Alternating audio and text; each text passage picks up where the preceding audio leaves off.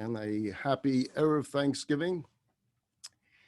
So in past years, when it came to the Wednesday before Thanksgiving, we wouldn't have our class because everyone was busy either traveling or hosting huge Thanksgiving dinners in their house, preparing their turkeys already. So we wouldn't have class because it would be difficult for everyone to come and attend. But this year, being that not many are traveling, and you're probably not having as many people in your home, and you don't have to come to the class, you can just Zoom in. We figured let's get together, but let's focus on Thanksgiving and the message of this beautiful holiday. You know, there's a story of these two business partners, and they were all excited about their new venture to sell sneakers in Africa. So they take a trip to Africa to check things out and to study their target market. Their guide takes them on a walk through an African village, and they notice that everyone is walking barefoot. So the first partner is totally beside himself. And he says, "This is terrible. Forget about it. The whole thing is a bust. It's a lost cause. Nobody here wears shoes." The second partner, on the other hand, is thrilled. It's a gold mine. Everyone here needs shoes. We're going to make a killing. So depending on our disposition and point of view, two people can look at the exact same circumstances. They can analyze the exact same data and come away with a totally different, even opposite conclusion. Similarly, two people can go through identical life experiences and yet emerge from those experiences in totally different fashion from one another, depending on their individual perspectives. Years ago, a man by the name of Charlie Ross, who served as the bureau chief of an international Jewish newspaper, he had a meeting with the Lubavitcher Rebbe. And in the course of their conversation, Mr. Ross made it clear that his paper would be reporting about the Jewish community, warts and all, even if it was a story that portrayed the Jewish community in unflattering light. Journalism is journalism. And when it comes to honest reporting, you don't protect your brother and sister. You put it all out there, the good, the bad, and the ugly. He then wrapped up his position by saying to the Rebbe, "Our publication is independent and completely objective." The Rebbe responded, "Independent, perhaps, but objective? There's no such thing. It's not humanly possible to be completely objective. Every person has a bias of some kind. Yes, one can perhaps write without an agenda, but not without a bias. As human beings, it's impossible to not bring your personality, your experiences, your beliefs to bear on the worldview. That's just the way it is. And so I think that a question for each and every one of us to ask ourselves on this Thanksgiving Eve is, what kind of glasses are we wearing when we look at our lives today and the lives of others? How are we programmed to look at the world around us and the condition and the circumstances we find ourselves in this year? The fact is that so much of how we process what goes on in our lives is colored by the lenses that we wear and the biases that we have. If we have a negative bias, then that is how we'll experience most of what we face in life. Whereas if we're always positive, we have a positive bias, then that's the way we will look at every situation. And thus we'll be empowered to ride the waves even when they become very choppy and quite turbulent. And the good news is that if need be, we can always reset and reprogram our perspectives.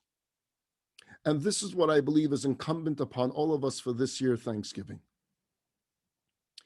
In addressing the topic today, I hope you will abide my repeated references to anecdotes about my mentor, the Lubavitcher Rebbe, Because as far as I'm concerned, the Rebbe was the consummate, indeed quintessential optimist. Positivity was not just a facet of the Rebbe's modus operandi. It was the large window through which his entire worldview emerged. His theology, his view of humanity, his view of history, his approach towards adversity, towards loss, towards challenges. Even in the face of tragedy and difficulty, the Rebbe's take was that it's not the events of our lives that shape us, but the meaning we assign to those events. If you change the way you look at things, the things you look at change. Or in Yiddish, tracht gut, wird sein gut. If you think good, then it will be good. And these were his mottos. This was his theme throughout all of his life. Time and time again, the Rebbe would counsel optimism, reinforce trust in God as being just as important to one's healing process as medical treatment. And by the way, this is something that has been borne out by medical research as well. Numerous studies have found that among patients suffering from the very same illness, those with a positive attitude healed much more quickly, and they stayed healthier longer than those with a negative attitude. In 1977, the Rebbe himself suffered a heart attack during the dancing on the holiday of Simchat Torah. 2 days later, after the holiday, he insisted on addressing the community from a microphone in his room. His doctors weren't so happy about this. And one of them said to the Rebbe, "Rebbe, you must take care of your health. If not, there's a 25% chance of a relapse, of having another heart attack." The doctor then asked the Rebbe, "Did you understand what I just told you, Rebbe?" And the Rebbe smiled. And the Rebbe said, "I heard you so loud and so clear. You said that even if I don't take care of my health, which I assure you I will, there's a 75% chance that I will not have another heart attack." The Rebbe saw and he heard the positive, and he put the negative in the box where it belonged. Nowhere do we see this more in evidence than in the hallmark of his life's work, which was the reframing of the post-Holocaust narrative. He did not want the great Jewish story to be about the hatred, the loss of our people, the 6 million that were murdered, but rather about the rebuilding, the renewal that he believed was possible. Of course, we're going to study about the Holocaust, and of course, we're going to remember the victims. We will never forget them. But we also need to focus on the amazing rebuilding of our people that took place. Our children and our grandchildren shouldn't just know us as victims, but they should know us in the positive, that we have the ability to rebuild from the ashes. And there was this positive perspective and this energy that enabled him to inspire his followers, to dispatch them to all corners of the world, to launch what I would say is the greatest global renaissance of Jewish life in history. Because positive energy is infectious. When you're exposed to positive people and ideas, it has a way of rubbing off on you.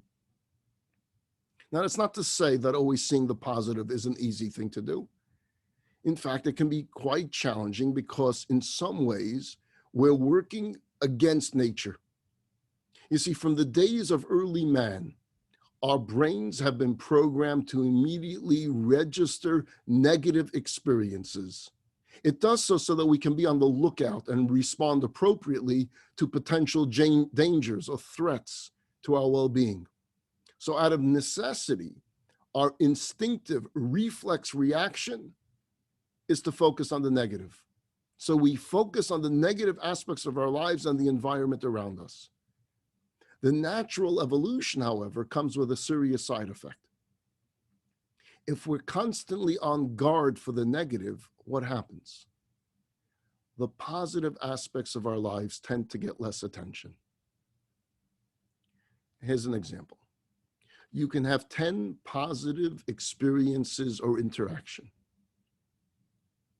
and one negative interaction. You come home. What do you remember most of all? Let's be honest. Which one do you repeat to the first person you see at the end of your day? Is it the 10 positive experiences, or is it that one negative? This is why so much of Jewish ritual and tradition is designed to help train our minds to focus on the good, because it's not an easy thing to do. That's why the first thing we do in the morning, or even before we get out of bed, is we recite the Moda Ani prayer. We thank God for giving us another day of refreshed life. Before we put a piece of food or a drink of water in our mouth, we pause. We say a blessing. We express gratitude, even when it's the simplest, most basic thing in our lives. Before we go to bed at night, we say the Shema, in which we reflect on the ups and downs of the day, beckoning us not only to see the good and positive in our lives, but to become that goodness and to become that positive force in the world. There's a Talmudic sage, Rabbi Yochanan ben Zakkai, and he gave his students a task. And he said, go out there and find for me the best advice for living a good life. One of them, Rabbi Eliezer, came back and said, I have searched and I have found that the best advice is to develop an ayin tova, a good eye. When your lens in life is good, then what you will see will always be good, no matter what.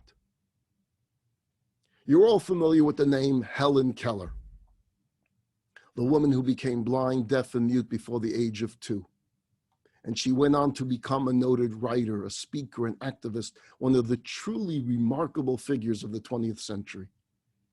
Helen Keller wrote that she once asked a friend who had just returned from a long walk in the woods what she observed there. And the friend replied, nothing. That response threw Miss Keller for a loop. You have the gift of sight. You went for a walk in a marvelous place surrounded by trees and plants and birds and open skies. And you saw nothing? I, who cannot see, find hundreds of things that interest me through mere touch alone. This encounter inspired her to write an essay titled 3 Days to See. And in this essay, she wrote that perhaps if each human being had to endure blindness and deafness for just 3 days in their adult life, perhaps the darkness would make them that much more appreciative of sight. Perhaps the silence would teach them the joys of sound. She then went on to say that if she had the gift of sight for just 3 days, she would like to see the special people in her life. She would love to see the furnishings of her home, her books, the woods, the sunrise, museums, businesses. Now, while none of us, including Helen Keller herself, would really wish for anybody to have to undergo the scenario she contemplated, perhaps every now and then it would behoove us to close our eyes for a moment, experience that momentary darkness, and then reopen them and say thank you. Look around. Look at your children. Look at your grandchildren. Look at your parents. Look at the flowers. Look at the mountains. Look at the seas and the skyscrapers and the bridges. We can see. We can be awed by this magnificence. But are we? Some people like Helen Keller can be physically blind and yet see so much. And some can be blessed with 20/20 vision and yet see so little. Another area of our lives that would improve dramatically if we viewed with a good eye is our personal relationships. And during this COVID pandemic, many have been forced to quarantine with family members. Now, I would imagine there will be a spike in births, our own version of the baby boomer generation.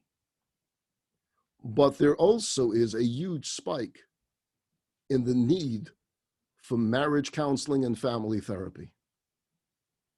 Relationships, as we know, can be complicated and messy because we all have such different viewpoints, different narratives, different likes and dislikes, different ways of expressing ourselves, different insecurities, and so on. All this makes it easy to assume the worst in others. There was a professor, he once complained to the Lubavitcher Rebbe, and he said, from all of my encounters, I have found all people across the board to be fake. They're all fake. Sure, they seem so nice and they're charming and gracious at the outset, and they may express concern for you. Some show some interest in your life. Some even claim to love you. But under the facade, you find at the very core, everyone is the same. They're self-absorbed. They're only interested in their own well-being. Why is this the nature of mankind? That was his question that he posed to the Lubavitcher Rebbe. And the Rebbe responded with a parable. When one walks on the street of a nice neighborhood, things may look very elegant and appealing. There's tall trees, there's paved roads, there's fancy homes, there's beautiful gardens, there's colorful flowers. But if one were to take a shovel and begin digging beneath that surface, what would you discover? Dirt. Nothing like the beautiful but deceptive world above the ground, right? So the professor nods his head in enthusiastic agreement. You see, the Rebbe is agreeing with my point. It's all dirt, it's all fake, it's all a facade. But then the Rebbe continued. But what if the observer didn't stop there, but he would to continue digging even deeper and deeper still? Eventually, he will encounter precious minerals, perhaps even diamonds. You see, the Rebbe believed that if you dig deep enough, you could find and reveal the divine within everything and everyone. You just have to look beneath the surface. There's a video that's making its rounds around that shows this couple sitting at their kitchen table and they're having breakfast. The wife looks out the window and she sees the way her neighbor is hanging laundry on the clothesline. Some of the young ones listening may not know what a clothesline is. But it used to be, before we had dryers in our houses, we would hang our clothes out the window on this line. And we would have those clips that would keep our clothes out there, and that's the way it would dry. So she's seeing her neighbor put the clothes on a clothesline. As this woman continues watching her neighbor, she scoffs out loud. She says, that laundry isn't even clean. Someone needs to teach that woman how you wash clothes. Her husband's sitting there at the table minding his own business. He doesn't say anything. He's continuing to eat. Next day, they're having breakfast. Same thing happens. The woman watches her neighbor hanging the laundry out to dry. And again, it's dirty. The next day, the same thing again. And she becomes increasingly annoyed and disgusted by her neighbor's poor sanitary habits. But then one day, after a few weeks of this, the woman looks out the window and she says, wow, what do you know? Her laundry is finally clean today. Finally, she figured this out. How did that happen? And finally, the silent husband, who has been quiet at this table now for weeks, speaks up. And he says, because I woke up early this morning and I washed our windows. Folks, what we see when we look at our fellow can depend on the window through which we're looking out. Sometimes the schmutz is not where we think it is, but it's rather on our very own windows. There's a young man by the name of Eliezer who grew up in the New York area before moving out to the West Coast. And it had been some time since he'd been back home. So when he received an invitation to his cousin's wedding to take place in the community of his earlier years, he was looking forward to making this trip and reconnecting with his old acquaintances, with his friends, with his family members. So there he was at the wedding, taking in every moment, shaking hands, exchanging hugs left and right. After the chuppah is over, he picks up his seating card, and he was pleased to discover that he was seated at the same table as Rav Baruch, a well-respected rabbi in the community, someone Eliezer had such a close relationship with in his day. Taking his seat across from the rabbi, he smiles warmly in the rabbi's direction. "It's me, I'm here, I came from California." But he was taken aback when Rabbi Baruch didn't return the smile, didn't even acknowledge his presence, a total cold shoulder. To add insult to injury, when other guests arrived at the table and greeted the rabbi, they were each warmly received by the rabbi. They were engaged in lively conversation, yet for some reason, Eliezer was being completely ignored by his old mentor. Feeling very slighted, Eliezer decided that he would not initiate the conversation. Why should he? Is this the way to treat a guest from out of town, someone with roots in this community, no less? And still he was at a loss. Had he done something to upset the rabbi? What could it be? And to further confuse matters, every so often, the rabbi, Rabbi Baruch, would look up, he would stare in Eliezer's direction, but still not even nod his head as if to say hello. As Eliezer's embarrassment and frustration grew, his patience wore thin. When the band leader announced the arrival of the brand new couple and everyone got up to dance, Eliezer couldn't bring himself to participate in the dancing. He was seething with anger over the snubbing. Here he looked so forward to this wedding, and now it turned into this one big pit of upset in his stomach. With it having reached such a boiling point, he realized that he had to confront Rav Baruch and ask for an explanation. Why are you treating me this way? So after the first dance wound down, a throng of people came to say Mazel Tov, and they came to say goodbye to Rav Baruch, who was leaving early. Once again, everyone was getting the royal treatment from this rabbi. So when the line of greeters finally dwindled, Eliezer got up from his seat, and he approached Rav Baruch, and with unmistakable irritation in his voice, he said, "Tell me, Rav Baruch, what wrong did I commit that caused you to ignore me like this?" Rav Baruch seemed to stare into space, and suddenly tears formed in his eyes. He said, "Is this Eliezer? Is that you, Eliezer?" So he said, "Yeah." "I'm so sorry," said Rav Baruch. "I had no idea it was you. I guess you haven't heard, but 4 months ago, my eyesight began to fail. And I can no longer see people, even if they're right across me at a table. I can only communicate with others when I hear their voices. And that's the only way that I could know who's there. But if people don't say anything to me, I have no way of knowing who's there. So please, Eliezer, please forgive me for hurting your feelings. I hope you forgive me." And at this point, Eliezer knew that he was the one who needed to ask for forgiveness. He bent his head and he begged Rav Baruch to please forgive him for not having given him the benefit of the doubt. There are many instances in which we can be so sure that we know exactly what's going on, and yet we can be so off. In this case, it is true that Rav Baruch's vision was impaired, but perhaps it was Eliezer who needed a new set of lenses. We need to be careful about making snap judgments based on how things appear to be. The fact is, every life has a multi-dimensional story to it. And until we know the whole story, let's not presume to really know what a person is all about. It's only when we connect, when we open our hearts, when we listen with genuine interest to a fellow human being's story and circumstance, that we can truly know what's really going on with them.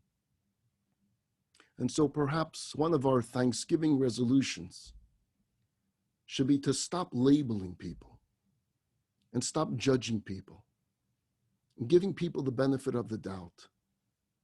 Because it is all about perspective. It's all about what we see when we look at people, when we look at the world, when we look at the situations of our lives. It was a hot day in the city of Bnei Brak, one of Israel's most densely populated cities. Scores of people were waiting at the bus stop for the 402 express bus to Jerusalem. As time went on, the crowd began to swell. Amongst them was seniors and parents with children and crying babies, all waiting not too patiently for a bus that was nowhere in sight. After what seemed like an eternity, an Egged bus can be spotted in the distance. Ah, thank God, Baruch Hashem, finally. But that momentary relief turned to great dismay as the bus pulled up at the stop, because it was the 318 bus heading for Rehovot, not the 402 going to Jerusalem. The poor driver was besieged by upset and disappointed passengers. Look at the size of the crowd, they yelled at him. Nobody here is going to Rehovot. Take us to Jerusalem, please. Have mercy. Have mercy on our senior citizens. They've been standing here forever. The driver, while sympathetically, said, I'm sorry, but that's not the way it works. I'm the 318 bus. Look, the bus is going to Rehovot. There's nothing I can do about it. And the parents of a crying infant approaches the driver and says, have you no heart? For the sake of the babies, take us to Jerusalem. Well, that plea seemed to resonate with the driver. He got up from his seat.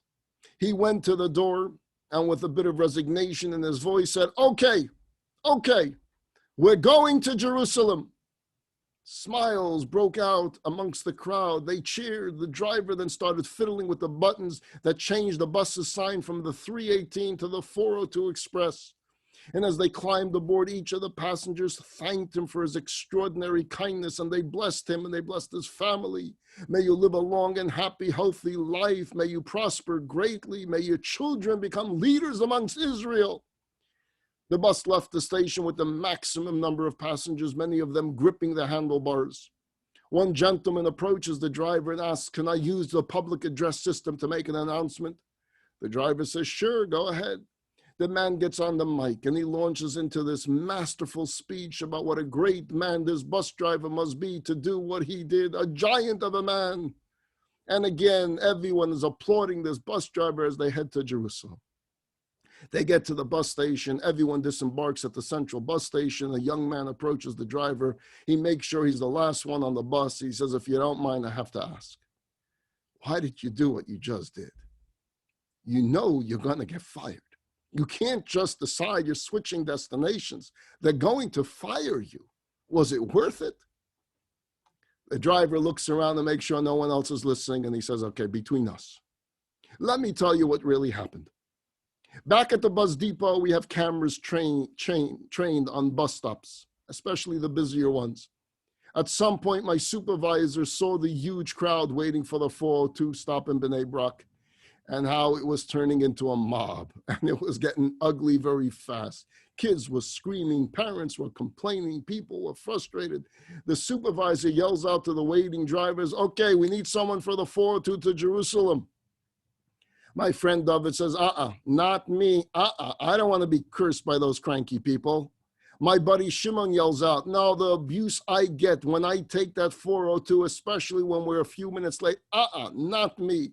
And so it went with every driver.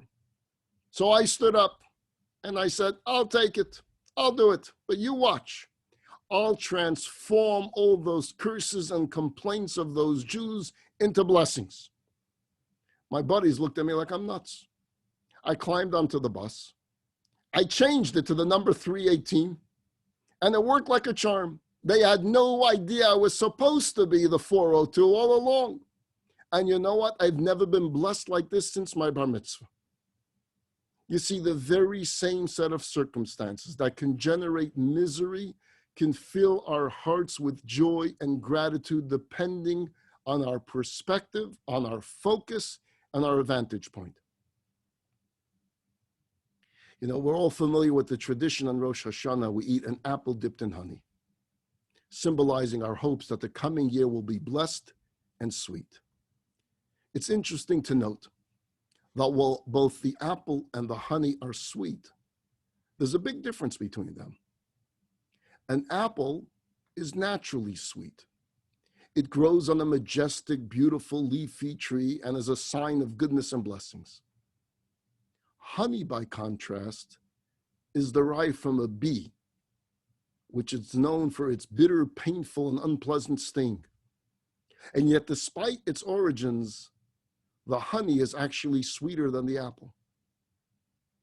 So too, every circumstance presents us with apples and honey. There are situations in life that are intrinsically sweet, weddings and births and bar and bat mitzvahs and milestones and graduations and nachas and success. The goodness and sweetness of those situations is apparent. You see it.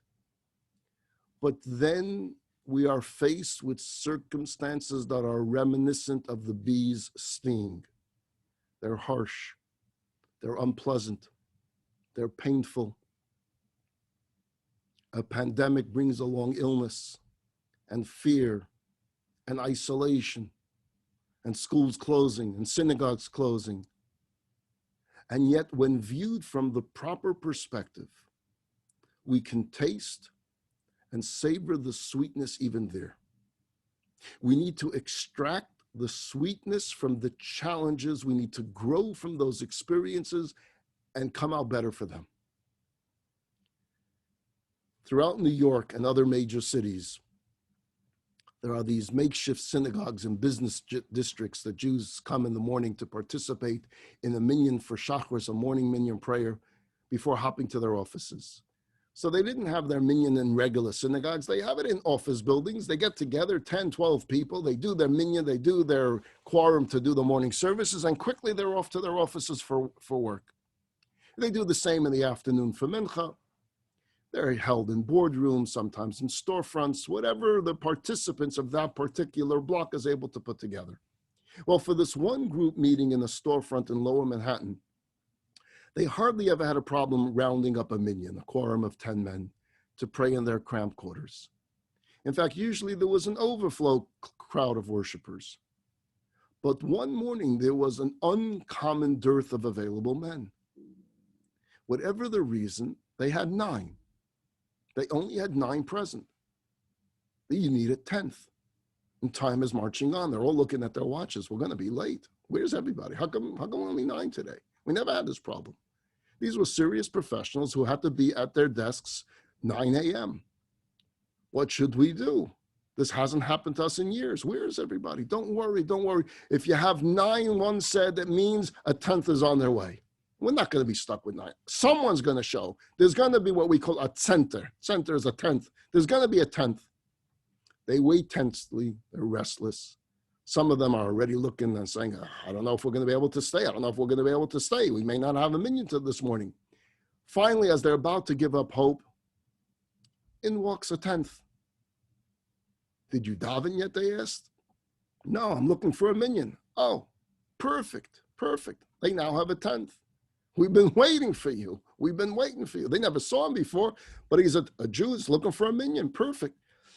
But then the elderly man said, listen, today I have yahrzeit for my father. It's the anniversary of my father's passing, so I also need to say Kaddish. Would that be okay? Of course. I also have a tradition, which many have, that on the day of the anniversary of the passing of my father, that I'm the chazan, that I lead the congregation. Would it be okay if I lead the congregation today? They're not going to say no, it's his father's yahrzeit, but they're hoping, I hope this guy davens fast. I hope he's not one of those slow-moving vehicles. I mean, we are late. But of course, they say, sure, go ahead. Well, let's just say he wasn't Speedy Gonzalez. Till he got his talis on, till he got his tefillin on, till he got to the right place, until he said Kaddish, it's really getting late. And did he daven slow? Oh my goodness, every word out loud. But now they have an exact minyan, so nobody can leave. They are stuck. They're going to be late for work. This is a disaster. This is terrible. My gosh, this old man, he's killing us. Come on, move it already. And then they heard it. The first explosion. The horrible blast that would forever shake their souls. They ran outside and they saw the smoke and the chaos and the screaming crowds and the apocalypse that lay before them. The date was September 11th, 2001. And each of those 9 congregants worked in the Twin Towers. After the initial shock and horror, when consciousness dawned upon them, they each realized that had They had been rescued from the jaws of death by this 10th man. Each of them was supposed to have been in the World Trade Center before 9 o'clock. And had it not been for this elderly man and his slow motion praying, they would most likely have been killed. The point is that we might initially look like a negative set of circumstance, like a total disaster, often has a way of proving itself to be the exact opposite. In some instances, we get to see the sting turned into honey as instantaneously as those 9 folks did in Lower Manhattan on 9/11. But for most of us, it can take years, sometimes generations, before we get to see and taste in all its clarity and sweetness. But if we develop this positive bias and perspective, we can weather the storms with strength and forbearance until the sun shines upon us. So let's try. This year, Thanksgiving, you will most likely not be having 30 guests in your home. So you have more time this year to be reflective of the message of Thanksgiving, not as much on the rituals, but what it really means. Let's be thankful for what we have. Let's be thankful for the blessings in our lives. Let's be thankful for the small things that often gets overlooked. A wise man once said, the hardest arithmetic to master is that which enables us to count our blessings. How grateful we must be each and every day for our health, for our families, for our friends, for our communities, for our medical facilities, for our first responders, for our stores, for our delivery services, for our internet access that allows this to go on. The list goes on. And let's try to become better at being the bearers of good news. When we meet up with friends, when we come home at the end of the day, when we get together with family, let's prioritize the sharing of positive experiences. Even if the negative stuff feels juicier, if we can opt for more of the wholesome and less of the loathsome, the things that we share, we can create this better energy by focusing on the positive.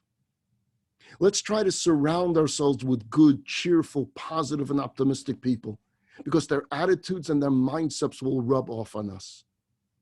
Let's try to become other-centered. Whenever we replace thoughts about our own well-being with thoughts about the well-being of others, we open the portals of our own soul, and we allow the light and the blessings to shine on in. Rabbi Yisrael Lipkin of Salant, Lithuania, was once sitting and having dinner with his wife when there was a knock on the door. The Rav opened the door, and there stood a woman in obvious state of distress, her eyes puffed with tears. They invited her in, and she told them her story. Her husband had died, and now her one and only son was being drafted into the army, which had all sorts of dreadful implications. She had heard, though, that there was a certain member of the community who had connections and influence with the government and can possibly arrange for an exemption for her son. And since she didn't know this man, she was asking Rabbi Yisrael if he would speak to this man on her behalf. Please, please, don't let them take my child away from me. He's all I have right now. Rabbi Yisrael assured the woman that the very next morning he would seek out this individual and do everything he could to get him to help out. The woman left the home.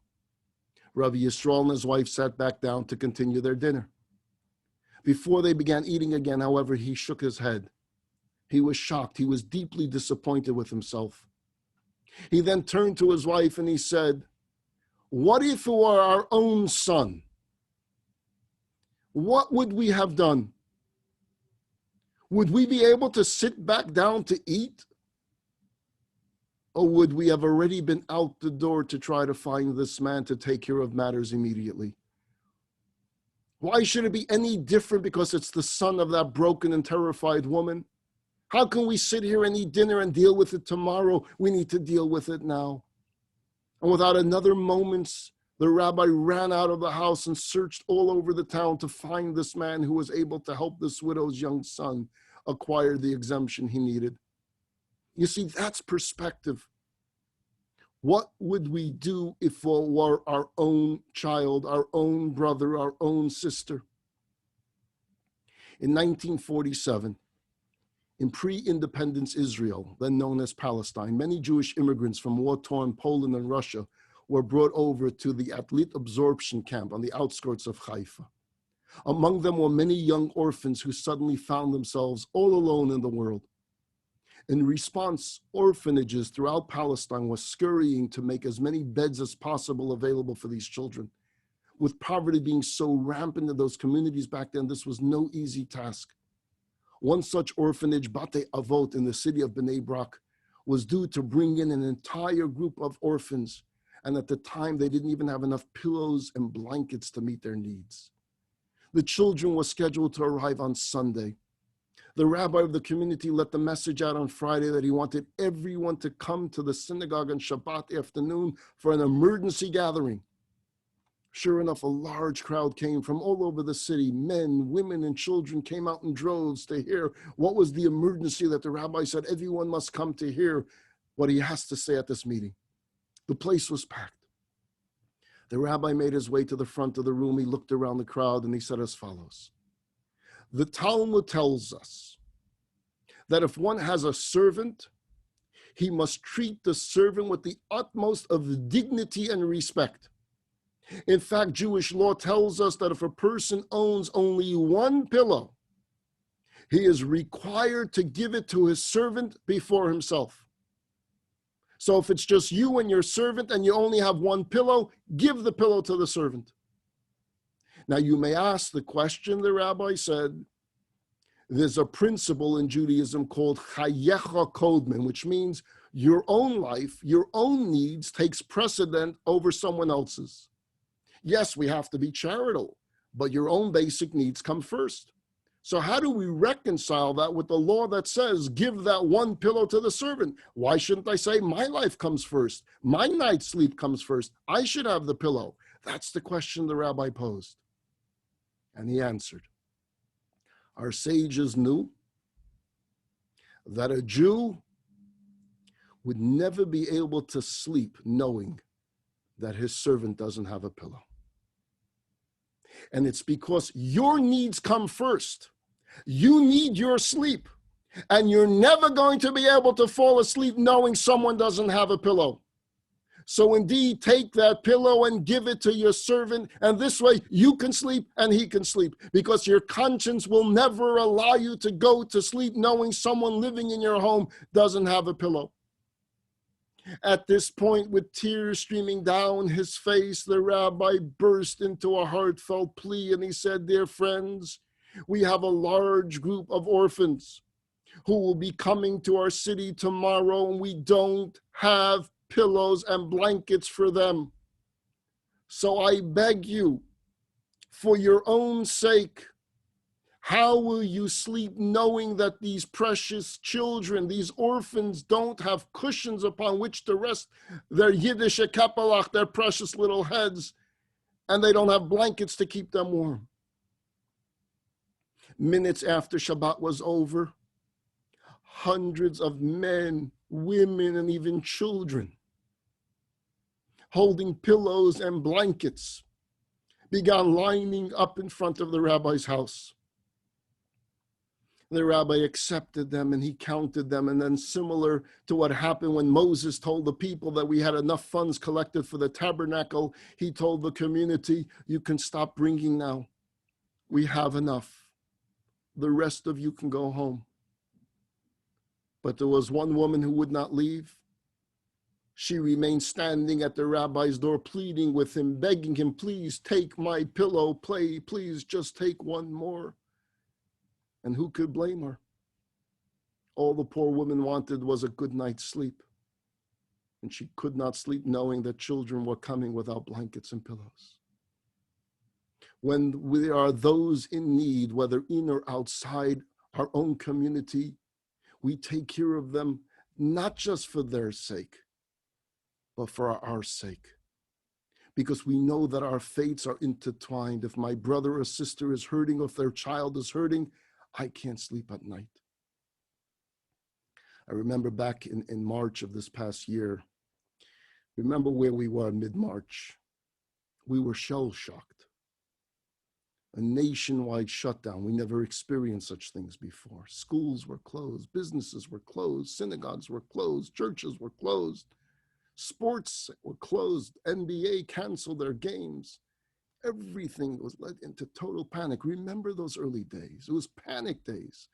Remember, food was running low in the stores. You couldn't find toilet paper on the shelves. And then the calls started flooding in. I remember it was a week before Pesach. I was besieged by calls for help to put food on the table for many people to have a Pesach Seder. Simply, they did not have a job. They could not have a Passover meal in their home. And the calls continued to come. I was so broken down. And I remember sitting by my desk. I took out my cell phone and they have something called WhatsApp. It's a chat room. And I just spoke from my heart to my congregation, to the synagogue. And I just said, folks, I don't know what to do. I can't handle these calls. They're coming in every minute. People need help for Passover. I want to tell you that I was besieged. Within an hour of that message by an almost equal number of calls offering to help. Literally within hours, we raised close to $25,000 just from one WhatsApp message, which was immediately converted into vouchers for kosher supermarket shopping, for prepared catered meals for a Passover Seder. And I learned this valuable, inspiring lesson about community. That even when the going is tough, there are those that will step up and respond in sacrificial ways. God has good children. God has good children.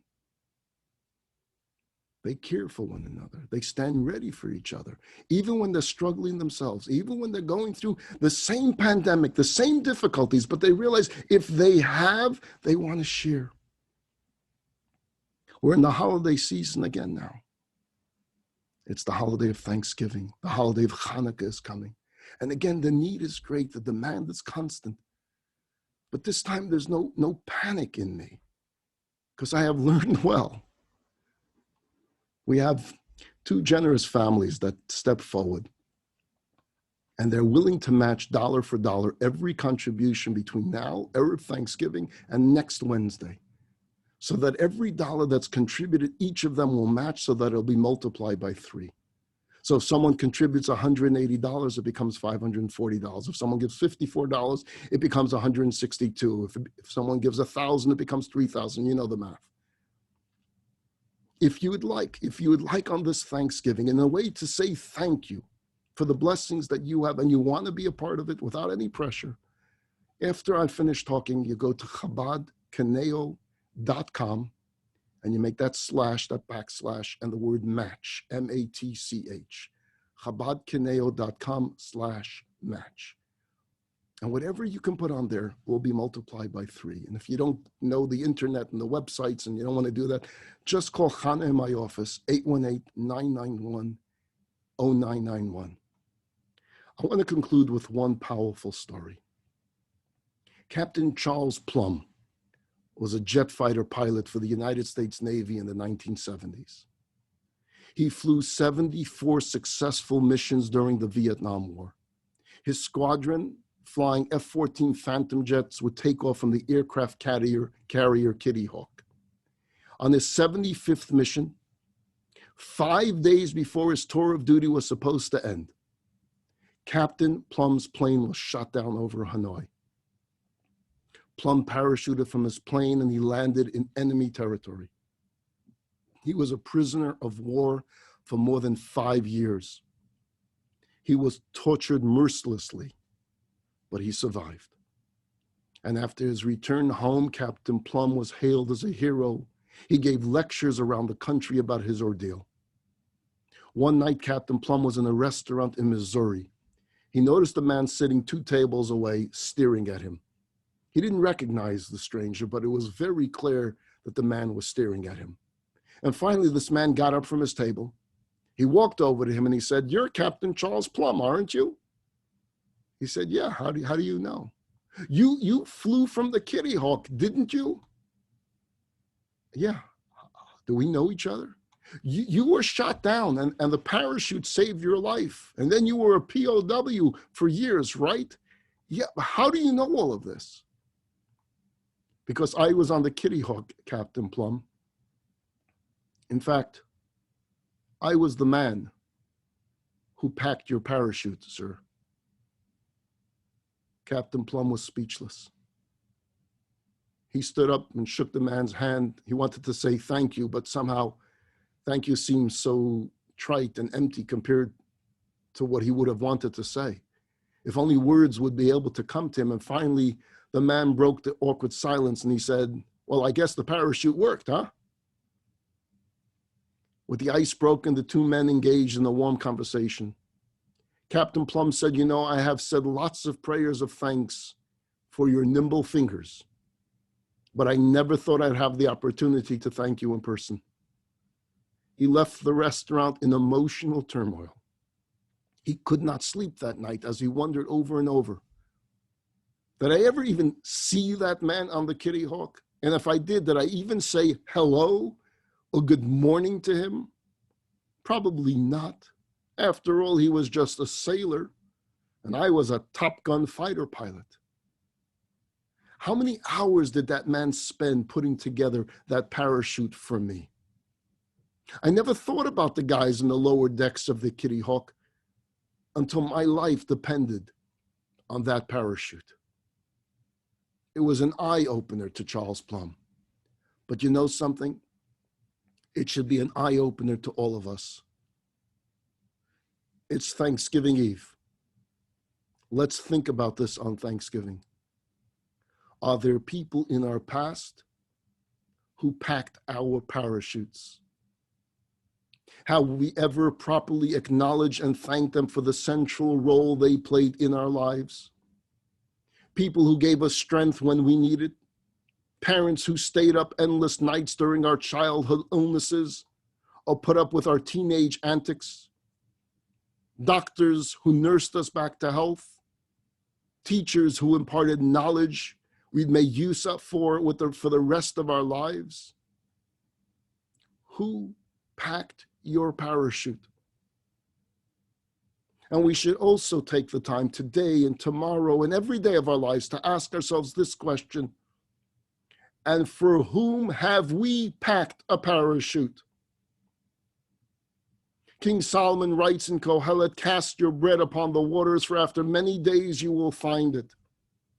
Goodness does not occur in a vacuum. Every act of kindness has a way of coming back to you at one time or another in one form or another. That's just the way it works. In fact, we're taught that in the long run, acts of kindness benefit the giver more than they do the recipient. Or in the words of Ralph Waldo Emerson, it is one of the beautiful compensations in life that we can never help another without helping ourselves. Let us be thankful for the blessings we have in our lives. Let us be hopeful for an even better day tomorrow. I love you all. Happy Thanksgiving, a good Shabbos, and an early happy Chanukah.